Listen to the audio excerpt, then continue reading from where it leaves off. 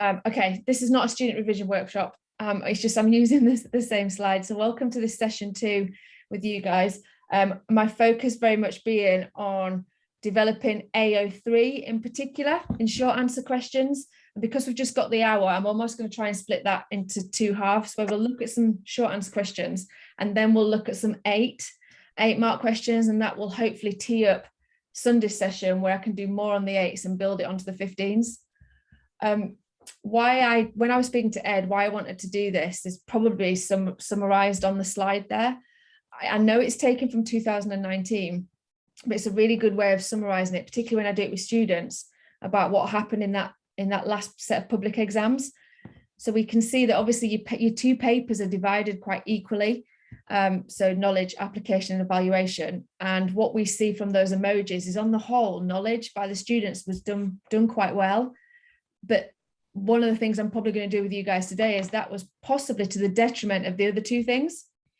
So the application, I think, I know I'm talking generically and nationally, but this is what came out in the lead examiner report. Nationally, with application, there was 2 things going on. One of them might be that they didn't feel confident applying it to a sport, particularly when the question was about a sport that they don't know.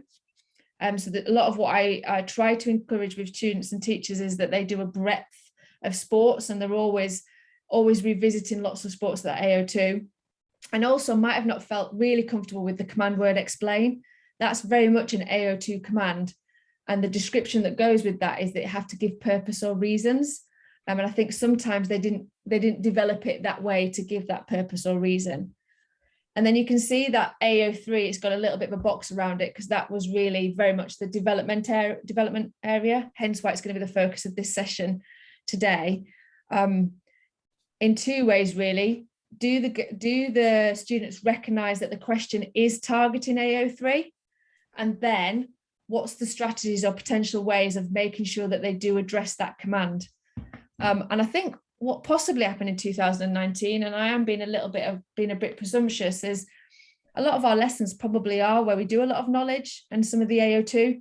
And the AO3, there aren't many resources out there that allows them to work on it, because it very much is skills based. They have to feel confident that when they evaluate, that arguably giving opinion or backing that opinion up or giving that judgment. So that was kind of the national picture in the short answer questions. And if I was to kind of flick away and flick back on, it was also the national picture within the 8 and the 15-mark questions. So on the whole, students were quite good at talking about the content of the question. There was an element of some good AO2, but not wholly great. But on the whole, the AO3 wasn't strong. And by having good AO3 in the 8 or 15s, that's how you maximize marks.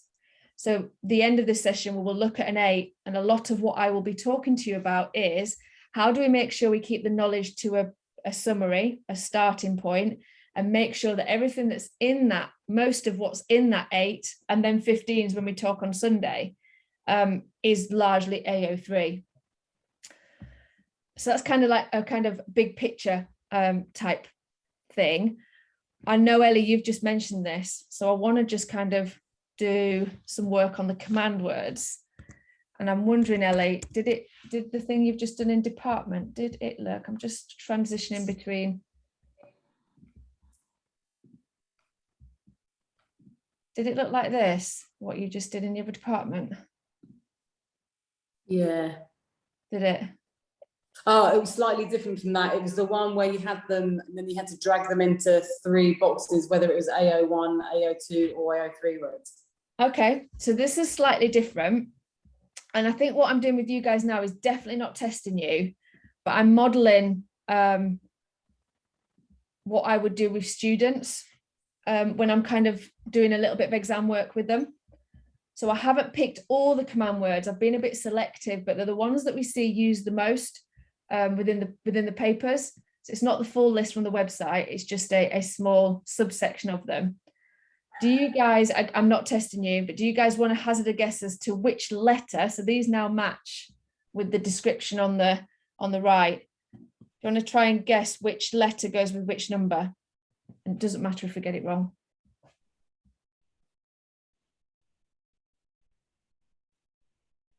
So identify, I think, is going to be name.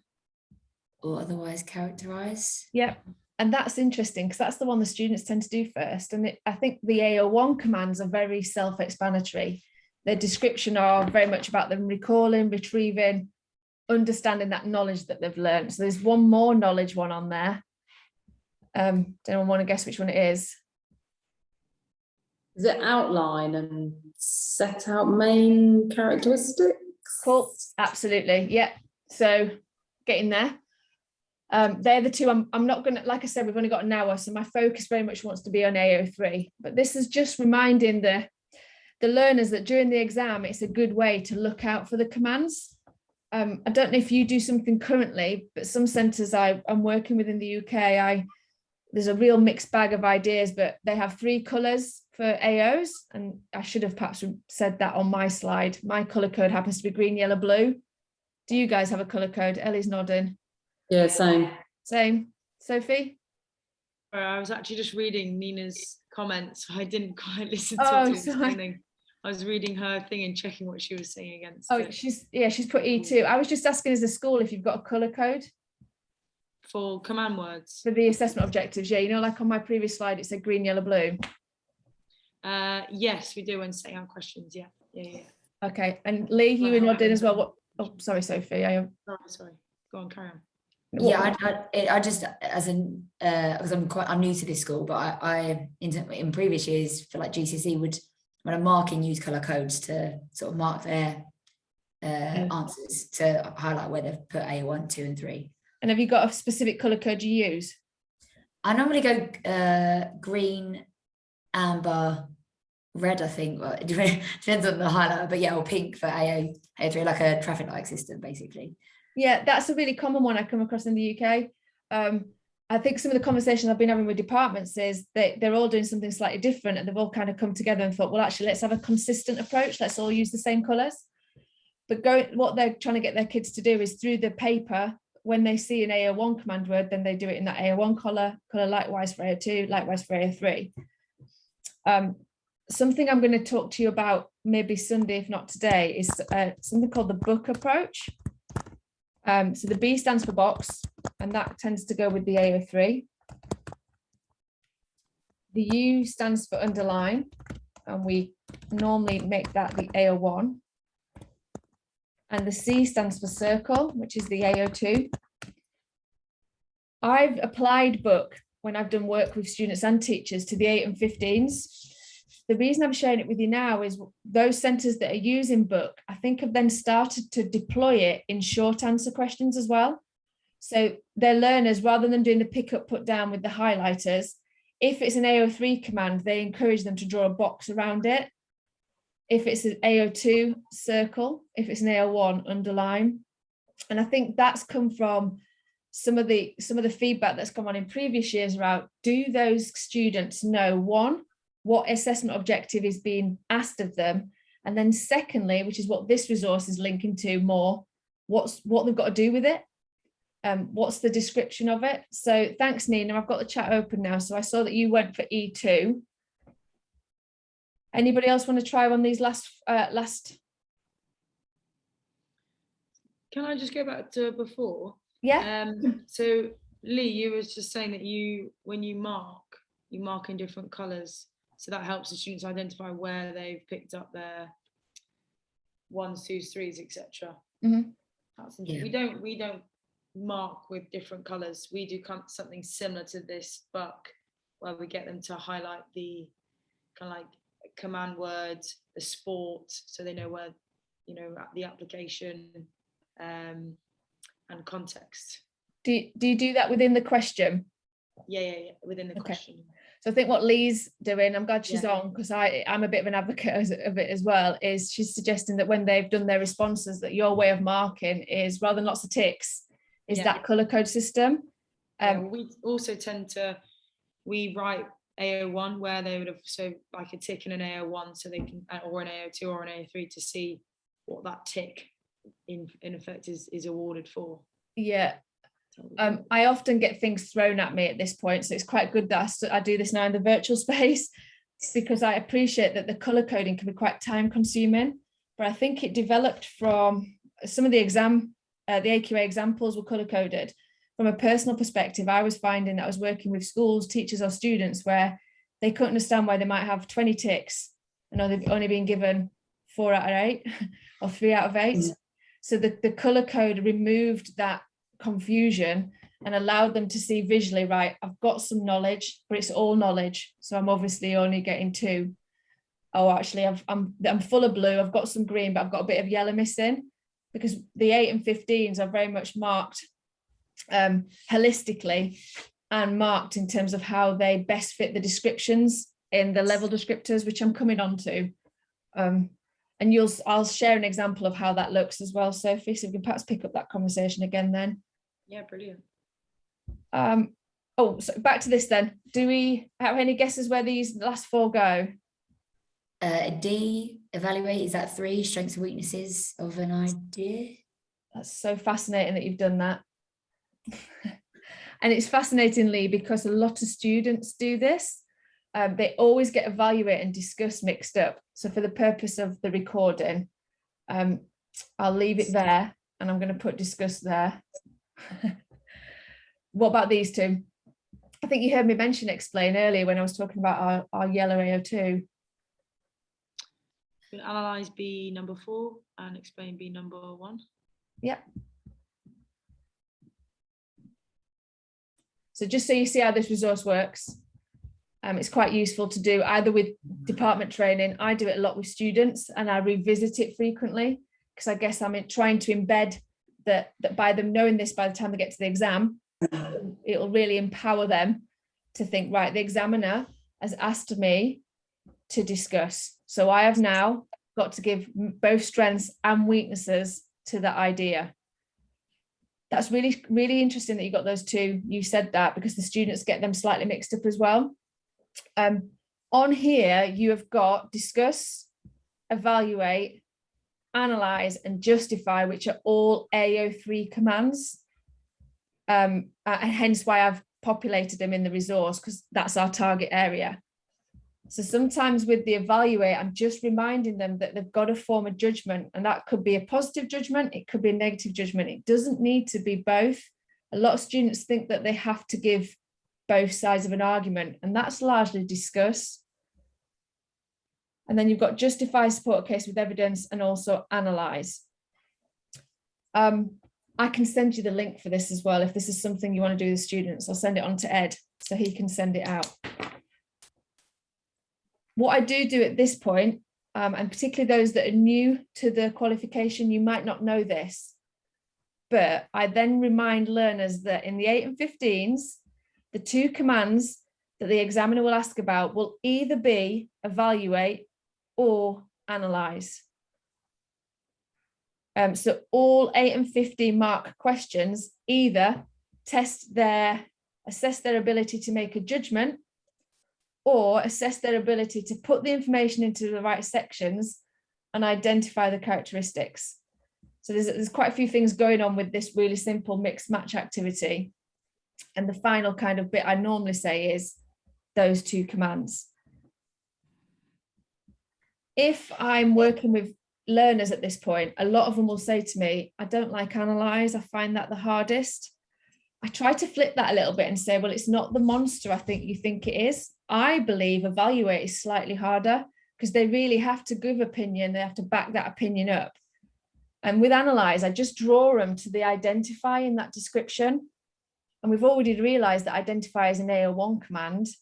So I've said to them that analyze will feel a bit like knowledge. Your say why, your AO3 and 8 and 15s will feel like knowledge, but you will have worked out in the question what you're giving knowledge for. And often that's impact or how performance develops. So there is still an element of say why. So that's the kind of the purpose of that. Just going to come off that. Guys, have you guys got any questions while I'm just moving over back to the PowerPoint? Is explain AO2? Yes, sorry. Yeah. That was another reason to. There's the odd time when it might not be, it might be knowledge, but I think on the whole, it's best saying to students, it's AO2, and we've got to make sure we develop our answer to make sure we give a purpose or a reason. And sometimes they don't, and that can be a bit of a downside for them then getting maximum marks in that question.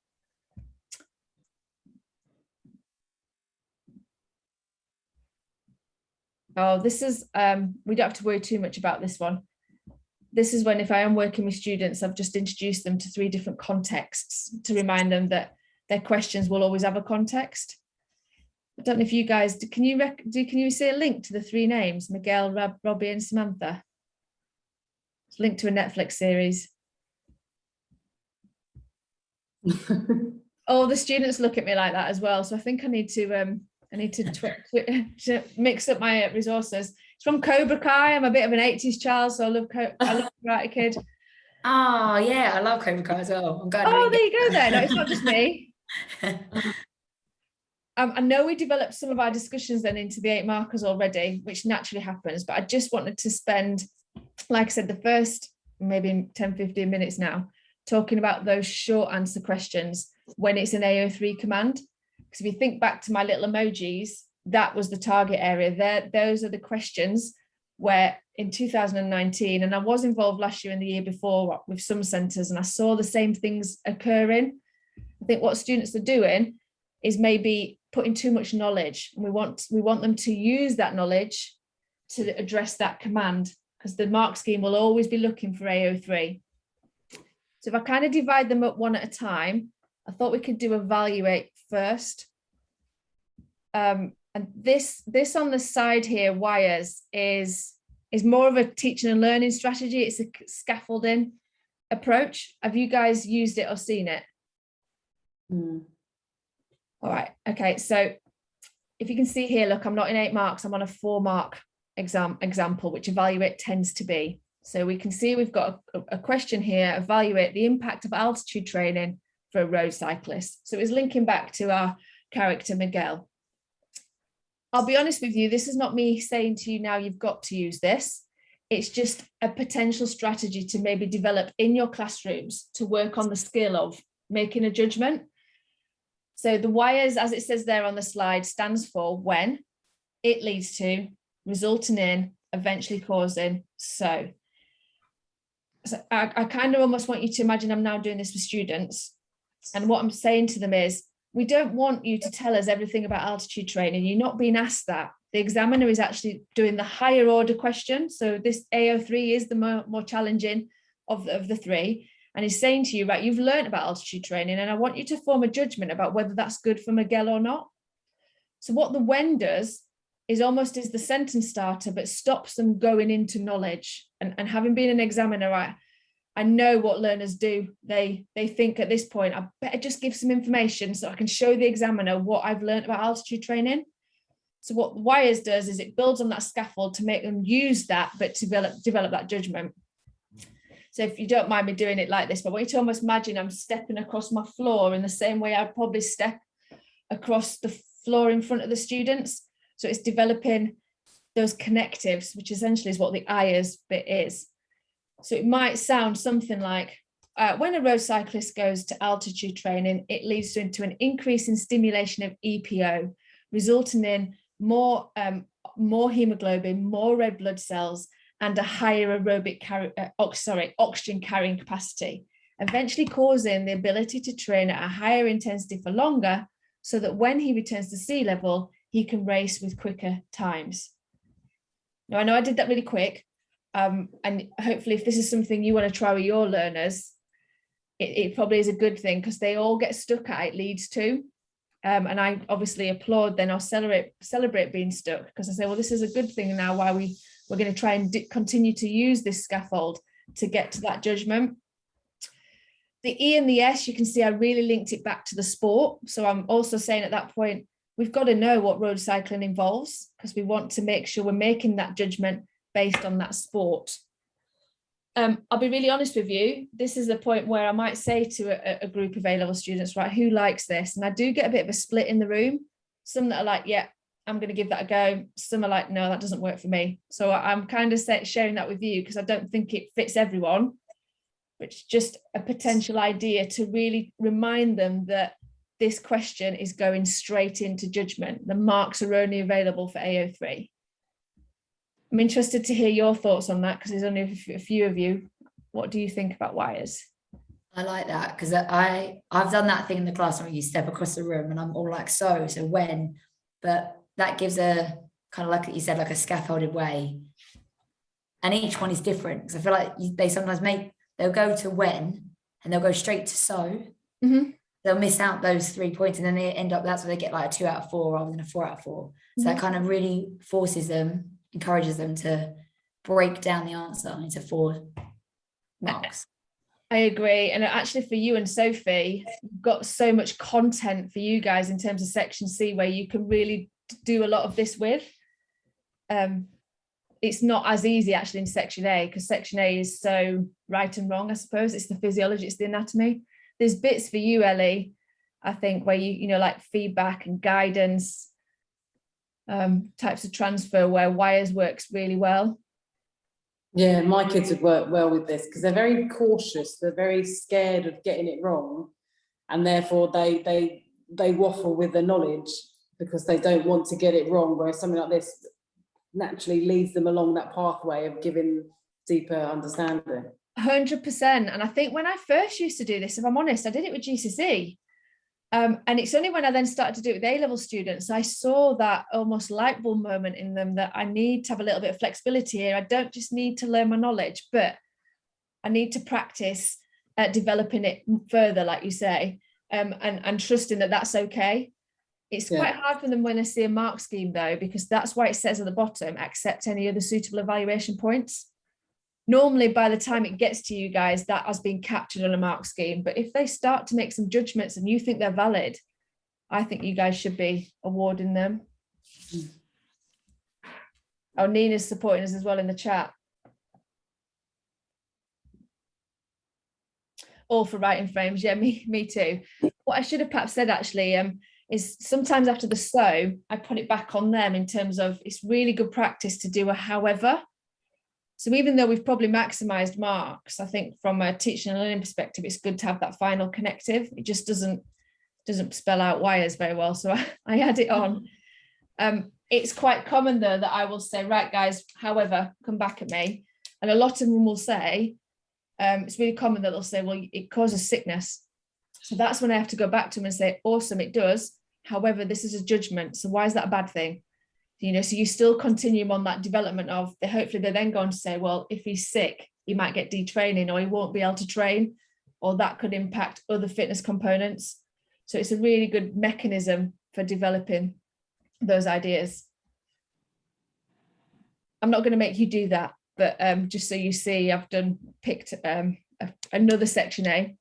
Don't worry, I've not done all section A, but where I might get the students to practice that. So it might be something that you guys want to try with your kids when you're working on Evaluate.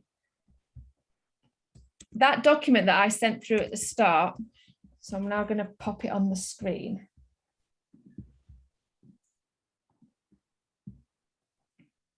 Try and do this quickly, sorry.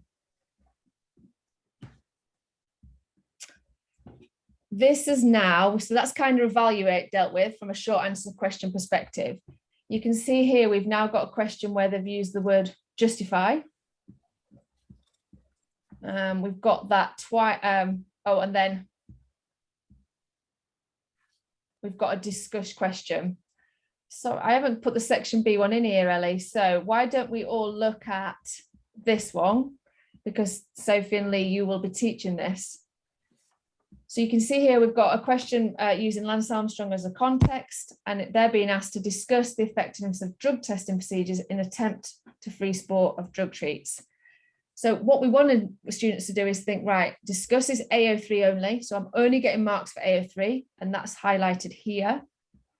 So I've gone with my blue color, but it might be that they want to deploy the box. So they draw a box around it. Interestingly, I'm starting to see students do that. So they're writing above it S and W. So I think that they're reminding themselves, right, I've got to give both sides, whether that's pros and cons, strengths and weaknesses. And then that you can see that within the mark scheme that we've got advantages, submarks 3, disadvantages, submarks 3. So we've got 4 in total, 3 and 1, 1 and 3, or 2 and 2. So this might be a bit difficult for you, Ellie, because you haven't got it in front of you, but we've got 2 responses there to that particular question. I'll go quiet for a couple of minutes and just see if you can maybe, don't have to even give it a mark. It might be that you just read through and see what your observations are.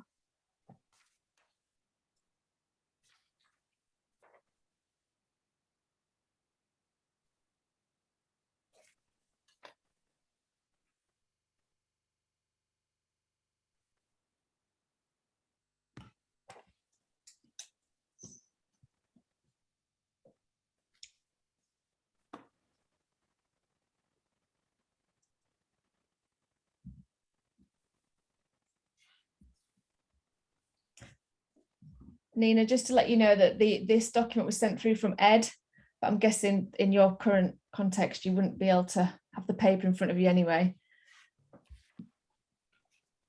But I will then post this training. I'll send it through marked anyway.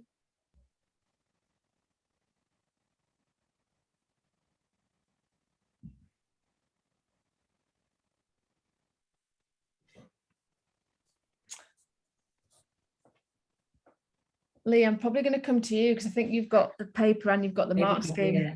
I'm just a bit of a slow reader, sorry. That's fine. That's all right. I'll leave you to it. Ellie and Sophie, what are you thinking at the minute?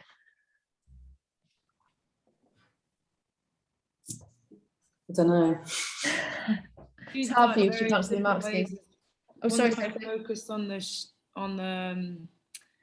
at the sport itself, and one of them and kind of the athletes, and then one is focused on testing. Like 2 kind of completely different answers. Really different. In me sharing with you, this is probably the one we see the most of for that kind of question. Right. This is one we're not seeing as much of, but actually we're trying to promote as a potential strategy when it comes to discuss. Can you say that again? Sorry. Which one do you see the most of? Student 1? Yeah. Whereas we're trying to promote more this kind of approach. So Lee, you're nodding. I think you're agreeing with me. Yeah. Yeah, with student response 1, I think it's just a 1 mark out of 4. And then student response 2, there's obviously got a few more marks in there. I am not sure whether response 2 is 3 or 4 out of 4. Okay, so these are what I've kind of switched them over quickly. So these are now the marked. So it's actually 3. So you were, but what we're trying to say here is we now know that our command is discuss AO3 only, and we've got to give both sides an argument. Now I've typed this up for the presentation, but this particular student literally drew a line down their answer space and did exactly that, did strengths and weaknesses.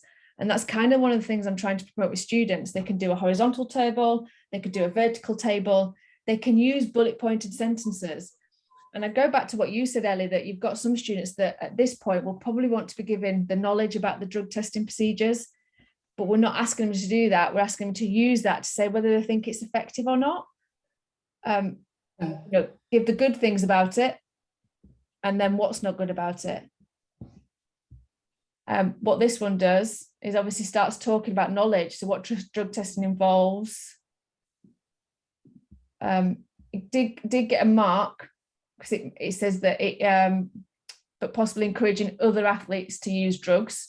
So that's essentially a negative about it. Oh, no, ignore that.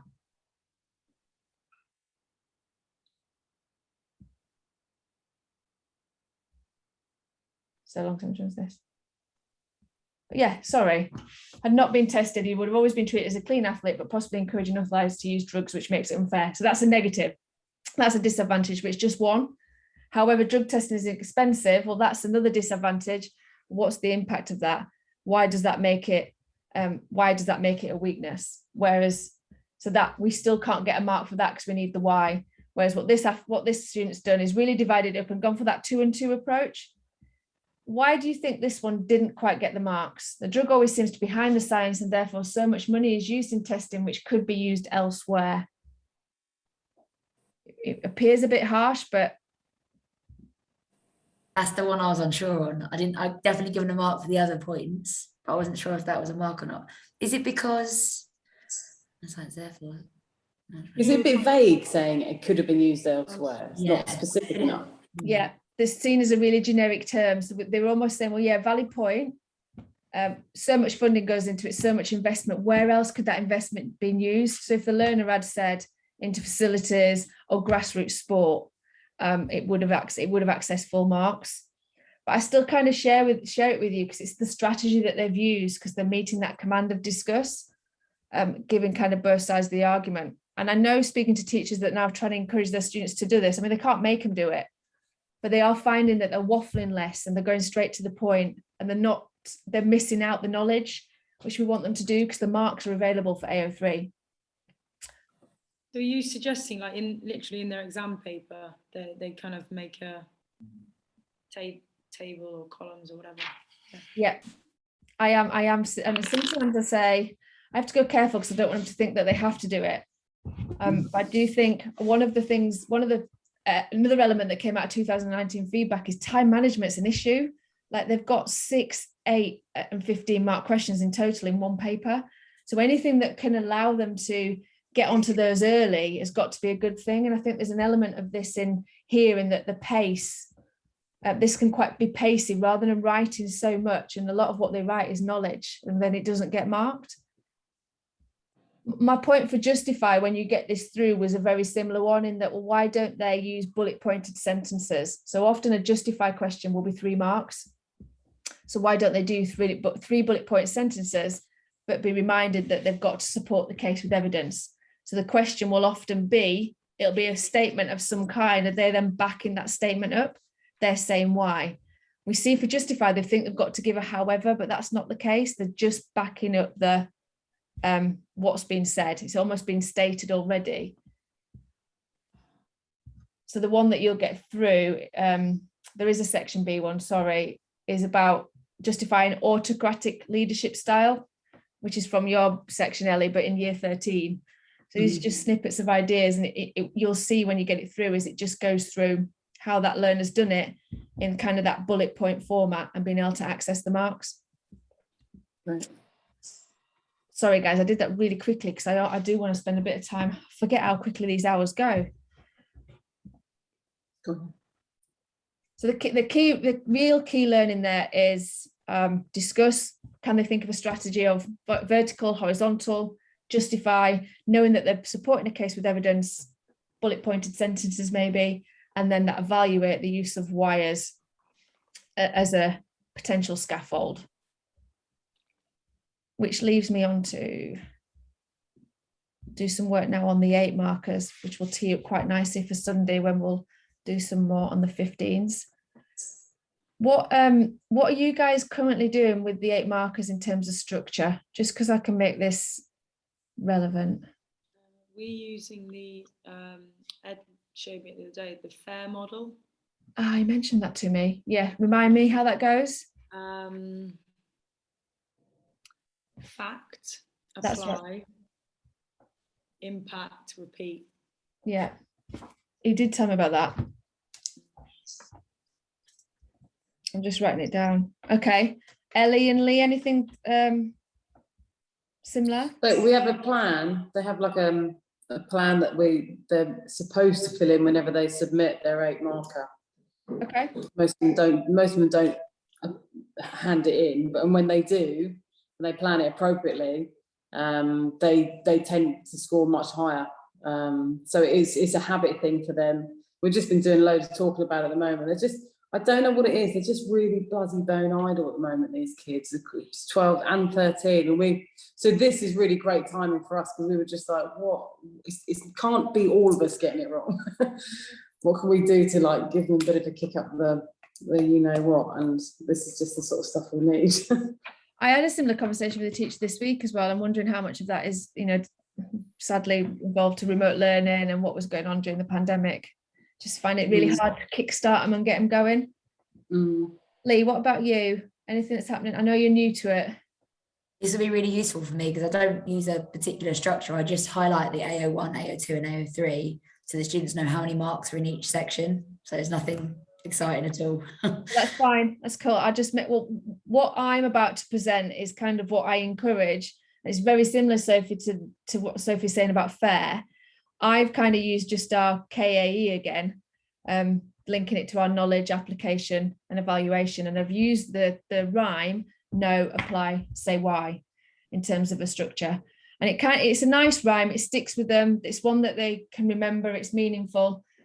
What this visual is also trying to represent is we do need knowledge in there because there are some credit available. Notice I use the word credit there and not marks. So we do want the knowledge to be there, but it needs to be the bottom step. It needs to be the least amount that they write. And for some of your kids, particularly the ones that know their stuff, that's quite hard. They need that discipline of, it is just a sentence or two max. And then I build on that and I link it to the question context. And then the most that I write is the AO3. And that will either be an evaluate when you make a judgment, or analysis when you're having to identify some characteristics. Currently in 2019, this for sure went downwards.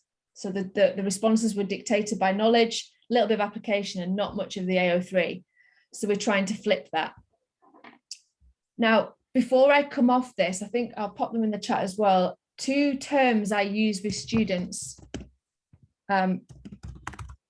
If I'm deploying this know, apply, say why, is I say to them, right, what we're going to do, are you going to chunk it or we're going to blend it? So by chunk, it means that your response will be a little bit of AO1 as a paragraph.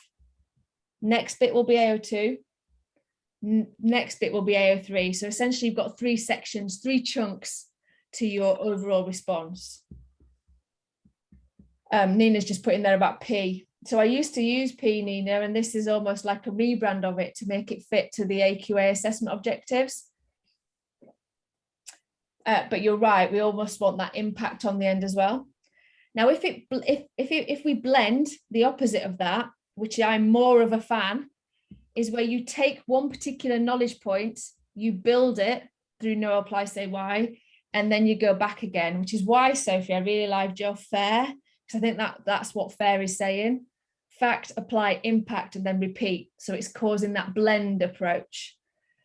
I'm suggesting it to you guys because I think we almost want them to see a question,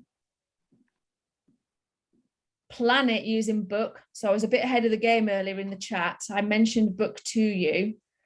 And then once they've booked it, think, am I chunking or am I blending? What I like about book is it's pacey.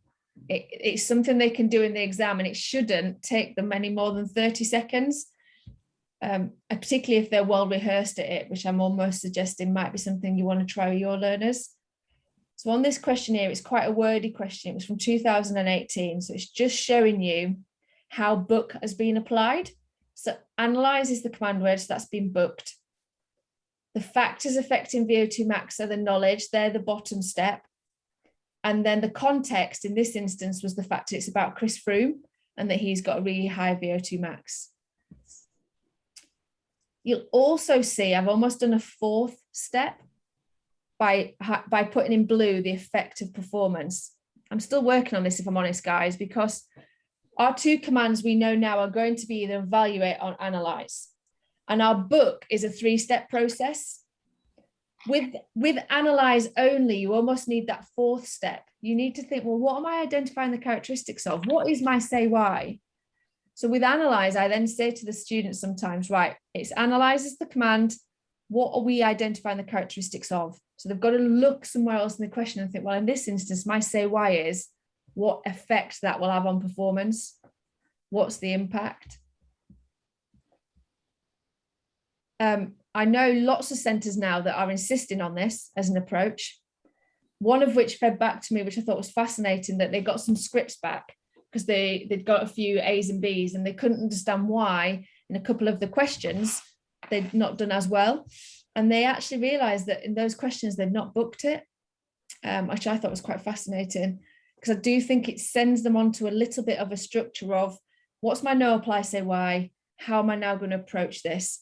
How am I going to chunk or blend? So let's move off section A. How do you think we would book this one? Now this is evaluate this time, so we only need the 3 steps. We literally need box, underline, and circle. So I'm not testing you. I'm almost modeling to you what I would do with students. So what would we box? Evaluate. Evaluate. We would underline.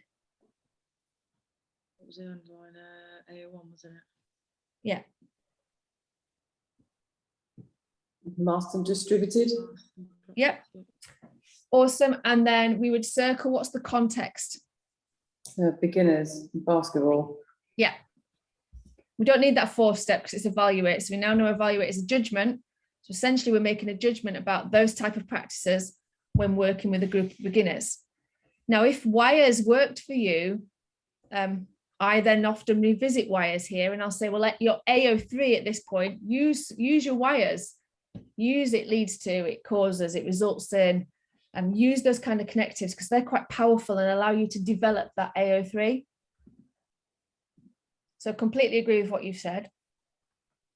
I still have open discussions with both teachers and students here where I tell them, we have a conversation now about whether we would chunk or blend. Now I think because they've underlined this twice, blend jumps out.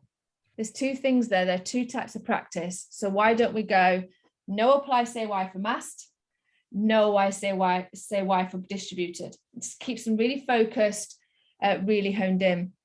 I have some students that will say to me, I just prefer chunk. So they'll then say, well, I'm going to do about my 2 types of practice. Then I'm going to talk about some examples in basketball with beginners, and then I'm going to come to some kind of judgment at the bottom. And I do get my hand slapped a bit because I'm meant to promote both. The idea is we want them to be empowered that they decide. But I think it works that they stay nice and focused on one and then they do the other. I got asked an interesting question yesterday, actually. They were like, can we do chunk and blend? And I think what they were saying is we'll do the knowledge, we'll do the application, and then we'll blend. We'll start with masked and do some AO3, and then we'll do some distributed. And I was like, great question. Absolutely. At least you're owning how you're going to structure this. Knowing that, and I've not asked you to mark this just because of our kind of time constraints. I would have done had read a little bit longer. But knowing that the amount of blue that you have, for me, is my AO3 color, that you have in the response is what allows you to maximize the marks. So this is what you do, Lee, is it? And Yeah. And it's what you're saying, Jackie, about how like this vision, as opposed to me writing like AO1, yes, they can see an AO1, but actually visually, it's so much clearer, isn't it? It really is. And feedback from a lot of centres that do it is they start with this and then they can kind of retract the colour code a bit because the structure's already in place. They start to learn, yeah. So your AO1 is green, your AO2 is yellow, and then your blue is AO3, yeah? And yeah, and I share this as a bit of a what a good one looks like to get that kind of reaction from students in particular, because then they're like, well, there's not much green. And I'm like, I know, absolutely. There's not much yellow in this instance because the yellow is very much about making the application clear and evident or clear and specific. And in this particular instance, you can give a real clear, specific example to basketball, and that's sufficient. What dominates this response to get them into that kind of top level is them making that judgment, doing that evaluate. So it's quite nice that they see here the amount of blue that they're looking to create to get full marks. So I'm not saying a number of points. I'm kind of sharing with them there's a real depth of judgment here that allowed this particular learner to get full marks in this question. And what they've also done is obviously they've gone for the blend approach, which supports that they means they stay nice and focused. Yeah, Sophie, I think Lee's probably saying that visual is quite powerful, but also stops them looking at the number of ticks because there isn't that cross correlation with the number of marks. Lee, were you doing AQA GCSE? Yeah, which I think that's why I've kind of used that to carry across the A level. So you'll find a lot of what you're doing, I imagine, is quite aligned to some of your GCSE stuff with the 6s and 9s. Yeah. What I'm going to do at this point as well, folks, is I'm just going to take off the colour code, but you'll see the response again without the colour code. And just wanted to share with you some of the things that are really good in this response, hence why it got max marks. So the bold is representative of those kind of connectives that were used, some of which we will have talked about today already with wires. Does anyone want to kind of guess what the bits are underlined? This might be a question for you, Ellie, because you teach this section with your current 12s. Sorry to put you on the spot. So just showing sort of like links to other areas of the topic section. Yeah, 100%. So if I flick back onto that slide, we'll see they are now blue. So they're very much knowledge-based, but this particular learner has used them to form that judgment about why distributed practice is good. I know Ed said to me when we were talking about these sessions, like we've got some really quite academic learners that are doing this over in our schools. And what I can share with you is that's what some of the schools here are doing with those that are really kind of pushing higher marks. They're saying to them, look, guys, use that breadth of knowledge. What other topic areas are relevant? I often refer to them as synoptic links, but that's not the only way. Sorry, Ellie. Yeah, no, we were just talking about this again today, sort of trying to help them to be better with the synoptic stuff, because they keep it still very separate, and then they don't understand how they can link it in. So sort of showing them examples like this, I think, would give them more confidence to do it. Mm-hmm. And I suppose for you, Sophie, your fair could actually have an S on the end, and that could be that then encouraging them to do those synoptic links. I haven't done it onto my no apply say why, but I really encourage them to do that, to use their breadth of knowledge. Often with those weaker students, they're smiling you at that point because they're almost being told, oh, I can just link some of my knowledge here. So I have had to then give that caveat of, yes, you have, but it's got to be forming part of your judgment, which this student does brilliantly by saying, you know, you need that time for that guidance because they are in that very early stages of their learning, uses the right terminology by talking about cognitive, that the fact that they need that correct motor program, so they're not obviously getting habitual errors. So that's quite nice that you can see that here on our waggle.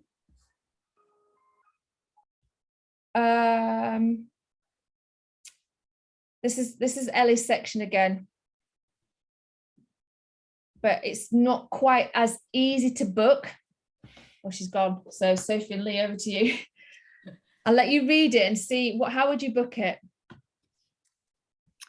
Analyzes the box. Yeah. Is that all the entire question from skilled class at the top? Yeah. So yeah. The context.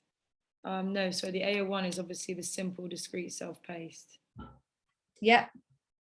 And then invasion game. Yeah. Competitive game.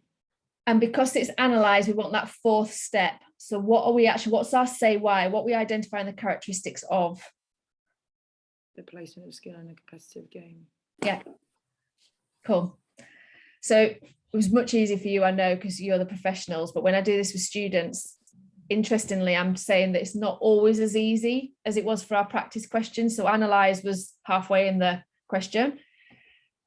They all forget. So it's interesting that you said, Sophie, I've got to start from the top because some of them will forget to read that bit. They'll just go straight in it here using A. But it's reminding them that when it's analysed, we've got to do that fourth step. I've used my colour code there, sorry, rather than book. But yeah, the say why is, well, you're going to place that skill on that continuum somewhere from a competitive game. So you're going to have to say why you've done that. That's what you're identifying the characteristics of. That's the fourth step, is saying why. Yeah, it's the say why. It's finding out in the question what's the say why. For Lee and Sophie, this will be certainly a good one for you, but it's me teeing up where we're going to go on Sunday with looking at some 15 markers and a bit more relevant because it's actually taken from the 2020 paper. But it was a 50-mark question from section C, paper 1. Oh, you two are delivering paper 2 at the minute, aren't you? Yeah. Scrap what I just said. But you can see again how the box was the analyze. The knowledge, the starting step was changes in society. So this is the paper one stuff linked to the Industrial Revolution. So that becomes our context. It's not always a sport, very regularly is in section A and section B, but for section C, sometimes it could be some other context, and that's an example here. And then because it's analysed, fourth stage, what's our say why? Well, it's how that was able to improve sporting opportunities for the working classes. I think with 50 markers, it's really challenging to chunk because there's more marks available. We're often on plurals such as this, changes or strategies or effects. So I think blend very much shouts needing to happen with the 50 marker. I don't know if you've seen this, particularly for Nina, because you're new to AQA, or thinking about it. A lot of what I've just shared with you is this is how it's marked. I try not to bog the students down in it, but if I do, what I just point out to them is this sentence here in level 1. There may be little or no analysis or evaluation between different relevant factors and their impact. So what I'm saying to them is, look, guys, you could know this stuff. You could know so much about massed and distributed, and you can write loads, and you'll feel like you've written a lot in continuous prose and you've answered well, and then feel maybe a little bit demoralized when it comes back and you've only got 2. And that's because in order to get out of level 1, there has to be some AO3. And that really supports our no apply, say why, and just the knowledge just being the bottom step. What we saw today, because I'm aware that we've done this quite quickly, what we saw in that massed and distributed is an example of 8 marks fully, because the knowledge is good, well detailed, the application was evident to a beginner in basketball, and the evaluation was coherent, and it was consistently made between both of them with their impact on that beginner. What I'm going to send over as part of like the post-event stuff is some other responses where you'll see they've been color coded, and they're hitting that level 4, that 7 or 8 out of 8. So you can share them with your learners to kind of give them an idea about the amount of AO3 they should be writing and developing. I've mentioned our connectives, and I know I went through that really quickly, but do you guys have any questions? No, I don't think so. It was a bit whistle-stop tour, wasn't it? But hopefully in a good way. Really useful. That's great. And you said you'll send over the examples with all the colour code on, because I think that's quite powerful. Yeah, at the bottom of it will be on the end of the justify and discuss resource. There's an 8 marker from each section, and it's been highlighted and color coded, so you can kind of see how it's been marked and whether they've done chunk or blend. Oh, Nina's saying thank you, and that she'll be using book. I think yeah, that's good to hear, Nina. I know it can be transferred to other exam boards and other questions as well, certainly for the extended ones.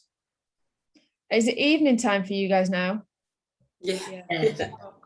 Has it been really warm today? Just go and rub it in before I go. There's a bit of a breeze.